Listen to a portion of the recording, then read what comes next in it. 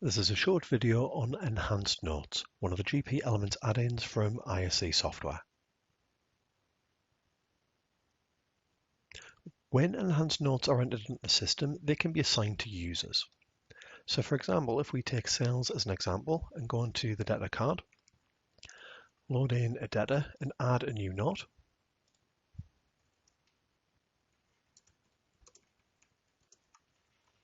What I can then do is choose a user to assign this to by marking the Assign Task To and selecting a GP user from the list.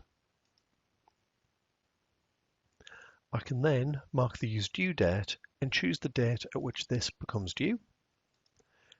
And when I hit attach, this is going to create a GP task to the user.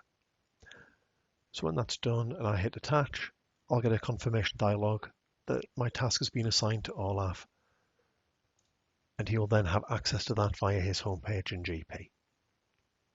And that's a standard GP note which is being created for him to process.